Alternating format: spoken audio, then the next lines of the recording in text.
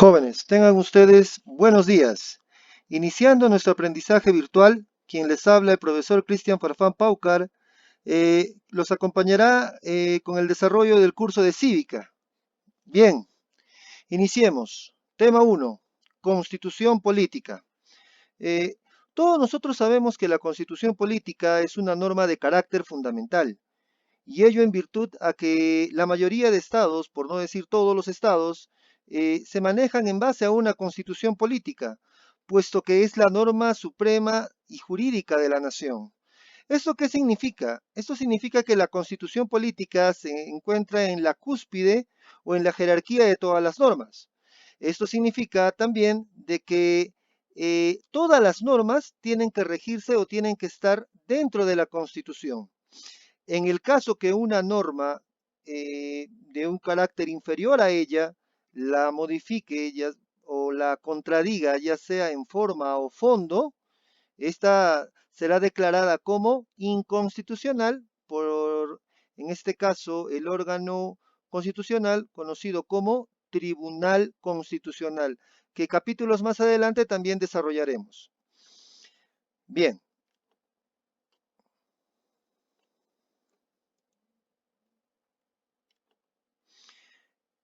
La Constitución Política del Perú. Hace un momento decíamos de que es una norma jurídica, ¿no? De mayor jerarquía, de la cual contiene nuestros derechos fundamentales y también tiene la estructura del Estado peruano.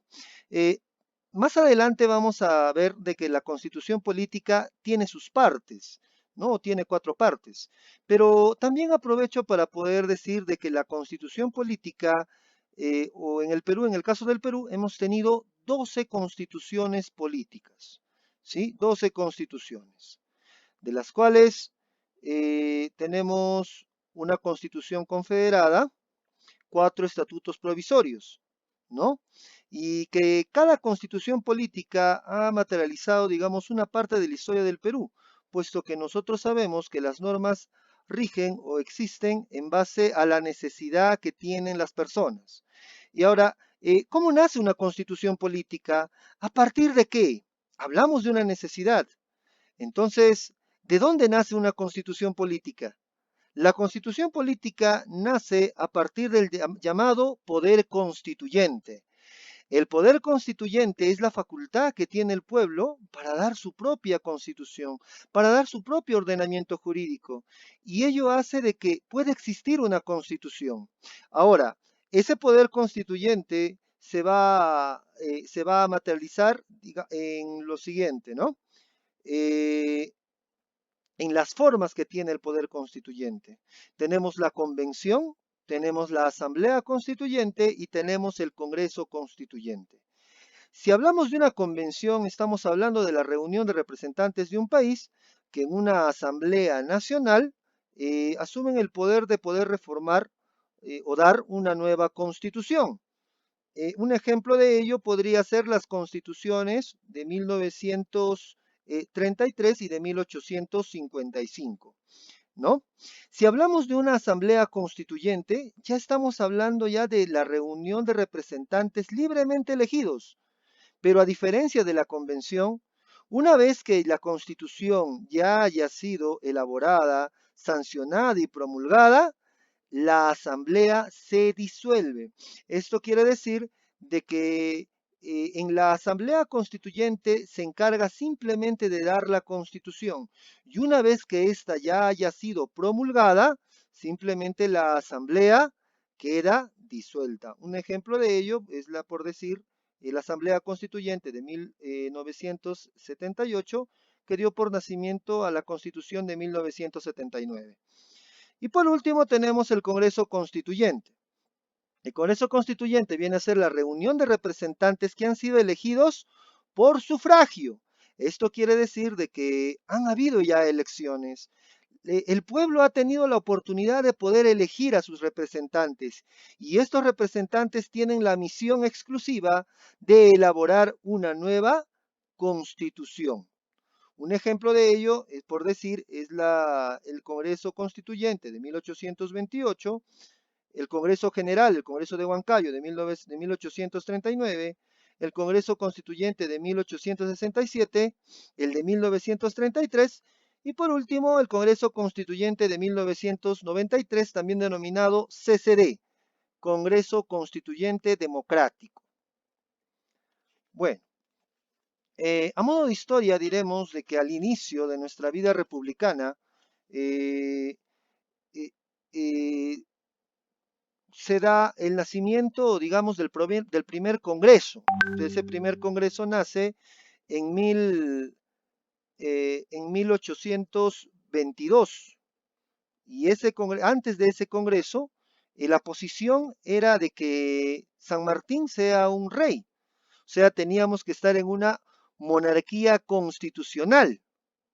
Pero eso no se dio, porque se va a dar el nacimiento de las denominadas constituciones del Perú, siendo la primera la constitución de 1823. Esa constitución de 1823 que no pudo entrar en funcionamiento por la llegada de Simón Bolívar, ¿no? Simón Bolívar y Matorras. Bien, por decir, ¿no? La Constitución Política del Perú de 1823 de tendencia liberal, la Constitución Política del Perú de 1826, también conocida como Constitución Vitalicia, que es la Constitución de Simón Bolívar, ¿no? O la que establecía una presidencia, digamos, vitalicio de por vida, obviamente ese presidente iba a ser Bolívar, la considerada como la madre de todas las constituciones, la Constitución de 1828, ¿sí? También tenemos la Constitución de 1834, que fue promulgada por el presidente provisorio, general Luis José de Orbegoso, la Constitución de Huancayo, la Constitución de 1839, ¿sí?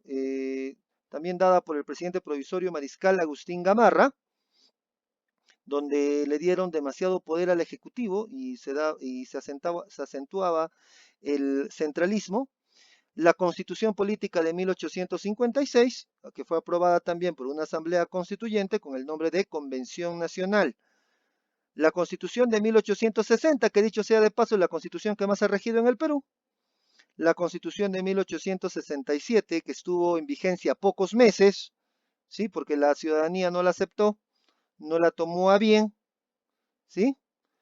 La Constitución de 1920, la Constitución del Oncenio, de Augusto Bernardino Beleguía, ¿no? Que mucho de lo que quería o mucho de lo que impulsaba o el espíritu de esta constitución quedó en el papel. La constitución de 1933, la constitución de Luis Sánchez Cerro, que le daba poder al legislativo, disminuyendo los privilegios del poder ejecutivo, que estuvo en vigencia hasta julio de 1980. Y luego viene la Constitución de 1979, que nació a partir de la Asamblea Constituyente de 1978 y que fue suspendida durante el gobierno de Fujimori, todos sabemos, ¿no? Sobre el autogolpe del 5 de abril. Posteriormente tenemos la 12ª Constitución, que viene a ser la Constitución de 1993, que fue redactada por el Congreso Constituyente Democrático, ¿no? Y que es la que actualmente rige en nuestro país. Bueno, hace un momento hablábamos sobre las partes de la Constitución.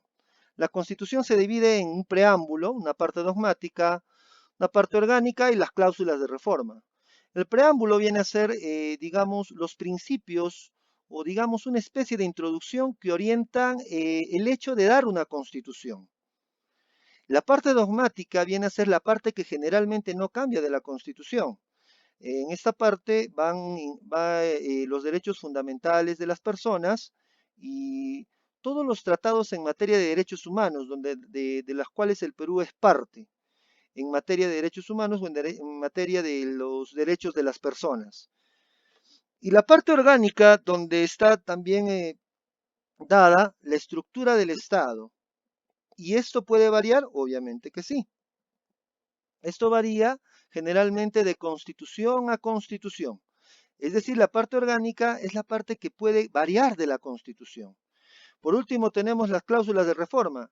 ¿Qué es eso? Las cláusulas de reforma vienen a ser el procedimiento que me otorga la propia constitución para poder modificarse o reformarse. Es decir, me va a establecer una forma de cómo yo poder modificar a la propia Constitución. ¿La Constitución política es importante? Obviamente que sí. ¿Por qué? Porque aparte de ser de que a partir de la Constitución nazcan la mayoría de normas, esta va a servir para poder constituir el elemento fundacional del Estado. Asegura el equilibrio de poderes, obviamente, porque va a establecer cada una de las funciones y atribuciones de los poderes del Estado. Va a estructurar y va a organizar el Estado. Va a limitar el poder. Como decíamos en clases presenciales, ¿no? El hecho de que yo sea presidente del Perú no quiere decir que voy a hacer lo que quiero.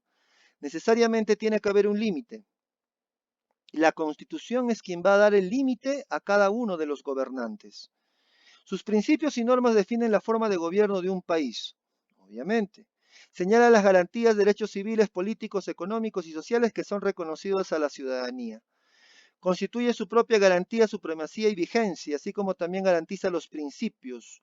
Obviamente porque la Constitución nos atribuye o nos da la posibilidad de poder contar con las llamadas garantías constitucionales. Y también le otorga la posibilidad de que existan los llamados órganos constitucionales autónomos que van a coadyuvar a cada uno de los poderes del Estado. En el caso de las garantías, vienen a ser mecanismos que me otorga la propia Constitución para poder defender mis derechos ante ante la posible vulneración de alguno de ellos. Bien, por último diremos de que las constituciones han evolucionado a lo largo de la historia, ¿no? O a lo largo, digamos, en nuestro país, a partir de un contenido exclusivamente, meramente político, cuando se refería simplemente a la organización del Estado, debido a la influencia del individualismo y liberalismo, cuando se refiere a los derechos del hombre, cuando establece relaciones jerárquicas y se convierte en un instrumento de control público del Estado, y también con la incorporación de los llamados derechos sociales, económicos y culturales. Esto hace posible la aparición de una constitución de tipo jurídico social. Bien, jóvenes, ha sido un gusto. Este ha sido nuestro primer tema. Eh, en la descripción de este video o en la descripción del documento que voy a dejar algunos links para que puedan ver algunos videos. Y la pregunta sería, ¿de qué depende el poder crear una constitución? Eh, ¿Asegura que un país sea políticamente más estable que el que haya tenido solamente una sola constitución? Los espero en un siguiente tema, jóvenes. Muchas gracias.